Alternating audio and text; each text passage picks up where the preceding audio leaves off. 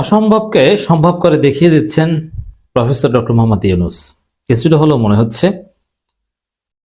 ওসমান হাদির ঘটনার রহস্য উদ্ঘাটনের দ্বার প্রান্তে ইউনূস সরকার। দর্শক, এখানে ব্যক্তি ইউনূসকে আমরা অলওয়েজ অ্যাপ্রিসিয়েট করে আসছি। তার মধ্যে নিউট্রালিটি আছে, তার মধ্যে আন্তরিকতা আছে, তার মধ্যে জুলাইয়ের প্রতি কমিটমেন্ট আছে, ভারতের আধিপত্যবাদের বিরুদ্ধে তার যথাযথ আকিদা অবস্থান আছে। কিন্তু সমস্যা হচ্ছে ডিপ স্টেট, উপদেষ্টা পরিষদের বিএনপিপন্থী অংশ, প্রশাসনের বিএনপি এবং ভারতপন্থী অংশ প্রফেসর ইউনূসকে ইন্টারাপ্ট করছে, বাধাগ্রস্ত করছে। ইউনূস তার দৃষ্টিভঙ্গি অনুযায়ী দেশ পরিচালনা করতে পারছেন না।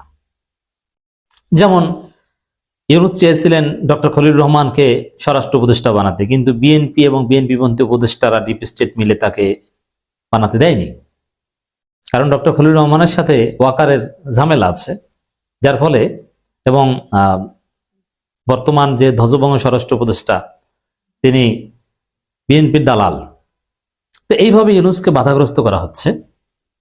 এমনকি ভারতের বিরুদ্ধে এর আগেও ইউনূস কঠোর হতে চেয়েছিলেন, কিন্তু ভারতপন্থী যে অংশ, এমনকি তৌহিদ হোসেন প্রভুপাত সহ এরা সেটা হতে দিচ্ছিল না।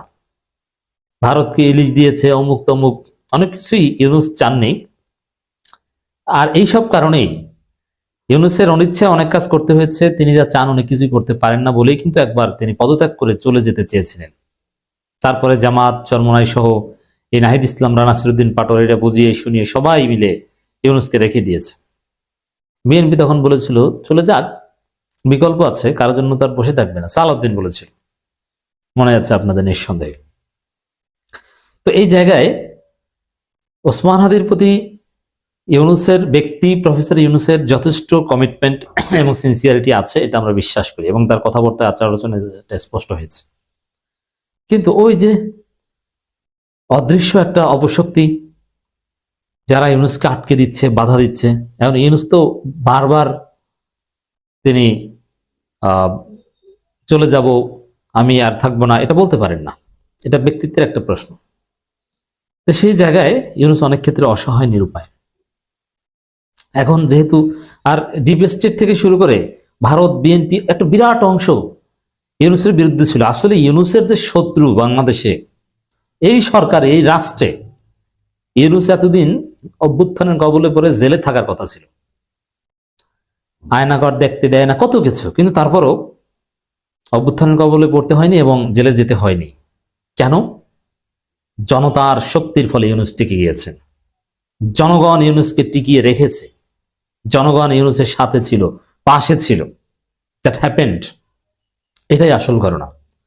কারণ ওই অপশক্তি দেখেছে ইউনূসের বিরুদ্ধে যদি প্রকাশ্যে কিছু করি, আমার যে অফিস অথবা আমার যে যন্ত্র, তার নাট বল্টু থাকবে না, আমার অফিসের ইট বালু সিমেন্ট কিচ্ছু থাকবে না, পোলাপান সব নিয়ে যাবে। জনতার এই সিভিয়ার সমর্থনের কারণে ইউনূস টিকে আছে। এখন দেখেন, একবার আগরতলায় আমাদের ডেপুটি হাই কমিশন অফিস বা কনসুলেট অফিসে ভারতের হিন্দুত্ববাদী উগ্র সন্ত্রাসীরা ভয়ানক হামলা করেছিল। তখন ইউনূস সরকারের পক্ষ থেকে তেমন কোনো প্রতিক্রিয়া ছিল না, কিন্তু এবার কিন্তু প্রতিক্রিয়া দেখিয়েছে, এবং ভয়ানক প্রতিক্রিয়া দেখিয়েছে। বাংলাদেশ এত প্রতিক্রিয়া ভারতের বিরুদ্ধে দেখাতে পারেনি, যেটা এবার বিভিন্ন কনসুলেটে হামলা চেষ্টার মাধ্যমে দেখিয়েছে। এবং বাংলাদেশ সরকার যেভাবে হিন্দুত্ববাদী সন্ত্রাসী, উগ্র হিন্দুত্ববাদী গোষ্ঠী এভাবে আখ্যায়িত করেছে আন্দোলনকারীদের, এটা অতীতে কখনো করেনি। এখন ইউনূসের যে এই আঙ্গুল বাঁকা করা, এর ফলে এখন অসম্ভবকে সম্ভব করা হচ্ছে। কি সেটা? ভারত প্রতিশ্রুতি দিয়েছে যে হাদির হত্যাকারীরা যদি ভারতে থাকে তাদেরকে ফেরত দিবে। এখন এই প্রতিশ্রুতি মোদির কাছ থেকে আদায় করতে পারা, এটা অসম্ভবকে সম্ভব করার মতো। এই যে কূটনৈতিক টানপোড়েন বা আরো যেগুলো দেখেন, এগুলোর ফলে এটা হয়েছে।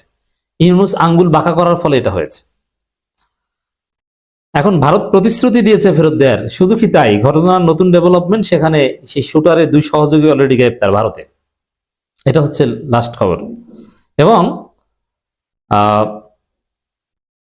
শুটার ভারতে আছেন, এটাও পুলিশ নিশ্চিত করেছে, অবশেষে স্বীকার করলো যে ভারতে পালিয়ে গেছেন। যেহেতু 2 সহযোগী গ্রেপ্তার হয়েছে, হয়তোবা সেই শুটার আসল ব্যক্তি তিনিও গ্রেপ্তার হবেন, এবং এর মধ্য দিয়ে শেষ পর্যন্ত হয়তো হাদি হত্যার রহস্য উদ্ঘাটন হবে। দেখেন এখানে ইন্টারেস্টিংলি বলি, এটা আমি জেনে বলছি, একদম অথেন্টিক তথ্য জেনে বলছি, সেই শুটার যে ভারতে পালিয়ে গেছেন এটা ইউনূস সরকার আরো কমপক্ষে 1 সপ্তাহ আগে জেনেছে। ও যখন আপনারা চারিদিকে শুনেছেন যে পালিয়ে গেছে, যমুনা টিভির তদন্ত ইত্যাদি ইত্যাদি, যুগান্তরের তদন্ত, তখনই এটা সরকারও নিশ্চিত হয়েছে যে আসলে সেই শুটার মাসুদ নাকি পালিয়ে গেছে। কিন্তু ঘোষণাটা এসে এতদিন পরে কেন দিল? এর মানে এখন অন্যান্য দিক গোছাতে পেরেছে, অপরাধীদের নাম নেওয়া যাবে, অপরাধীদের রহস্য উদ্ঘাটন করা হবে, অপরাধীরা ছাড় পাবে না। এই পরিস্থিতি তৈরি করার পর তারপরে এটা স্বীকার করেছে এবং ভারত থেকে ধরে আনাও সম্ভব হবে হয়তো। এটা মোটামুটি গুছিয়ে তারপরে স্বীকার করেছে। এর মানে এটা সফলতার দ্বার প্রান্ত বলা যায়। এবং এটা কেন সম্ভব হয়েছে? ওই যে জনতা, ইউনূসের শক্তি, ইনকিলাব মঞ্চ থেকে শুরু করে সাধারণ জনগণ, স্বতঃস্ফূর্ত সাইলেন্ট মেজরিটি, বাংলাদেশের সাইলেন্ট মেজরিটি যেভাবে রাজপথে নেমে আসছে ইনকিলাব মঞ্চ ডাক দিলে স্বতঃস্ফূর্ত ভাবে, নিজের টাকা খরচ করে, কোনো বিরিয়ানি টিরিয়ানি কিচ্ছু না, ওসমান হাদির প্রতি জনগণের যে আবেগ। ইউনূস দেখেছেন যদি ওসমান হাদির এই ঘটনার রহস্য উদ্ঘাটন করতে যে যদি ইউনূস বিপদে পড়েন, আর ইউনূস যদি দেশবাসীকে ডাক দেন, কোটি জনতা রাজপথে নেমে আসবে মুহূর্তের মধ্যে। পৃথিবীর কোন শক্তি ওসমান হাদির হত্যাকারীদের রহস্য উদ্ঘাটন করলে ইউনূসকে বিপদে ফেলতে পারবে না। এটা ইউনূস নিশ্চিত হয়েছেন। কিচ্ছু লাগবে না, একটা ফেসবুকে পোস্ট দিবেন, সাপোজ ইউনূস ওসমান হাদির হত্যাকারীদের রহস্য উদ্ঘাটন করে আমি বিপদে পড়েছি, আমাকে বাঁচান, দেখবেন কোটি মানুষ রাজপথে নেমে গেছে কয়েক মিনিটের মধ্যে। পৃথিবীর কোন শক্তি, কোন ট্যাঙ্ক, কেউ কিচ্ছু করতে পারবে, পারমাণবিক বোমা তাদের আটকে রাখতে পারবে না। এটা ইউনূস নিশ্চিত হয়েছেন। পরে এখন স্বীকার করা শুরু হয়েছে যে ভারতে আছেন, ভারত প্রতিশ্রুতি দিয়েছে ফেরত দিবে, আবার 2 জন গ্রেপ্তার, মানে ধারাবাহিকভাবে আস্তে আস্তে। এই কয়েক ঘন্টা আগে রিজওয়ান হাসান বললেন ভারত প্রতিশ্রুতি দিয়েছে ভারতে থাকলে ফেরত দিবে, তার কয়েক ঘন্টা পরেই খবর যে ভারতে 2 জন আটক। এরপরে শীঘ্রই শুনবেন যে শুটার মাসুদও আটক, তারপরে শুনবেন যে ফেরত দিয়েছে, তারপরে শুনবেন রিমান্ডের নাম বলেছে। অতএব বিএনপি হোক আর ডিজিএফআই হোক আর যেই হোক না কেন, কেউ ছাড় পাবে না, রহস্য উদ্ঘাটন হবে। এই অসম্ভবকে সম্ভব ইউনূস করেছেন। এখানে বিএনপি পন্থী উপদেষ্টা থেকে শুরু করে ডিপ স্টেট বা আরো যারা ষড়যন্ত্রকারী আছে, তারা কেউ কিন্তু ইউনূসকে এখানে ঠেকাতে পারছে না। এটা আমাদের আশার আলো। সরকারের ভিতরের একটা অংশ এটা ধামাচাপা দিতে চেয়েছে এবং বিভিন্ন মহল থেকে স্পষ্ট করা হয়েছে সরকারের ভিতরে একটা অংশ হত্যার সাথে জড়িত। কিন্তু যাই হোক, কেউ ছাড় পাবে না। এবং স্পষ্ট কথা, সরকার বলছে নির্বাচন আগেই, এই সরকার চলে যাওয়ার আগেই বিচার করে যাবে। এর মানে শীঘ্রই মাসুদ টাসুদ সবাইকে ধরে এনে রহস্য উদ্ঘাটন করা হবে। আর আন্দোলনকারীরা এমনকি ভিভি সাদিককে বলছেন বিচার না হলে ধরে নেব হাদি হত্যাকাণ্ডে রাষ্ট্রের একটি অংশ জড়িত।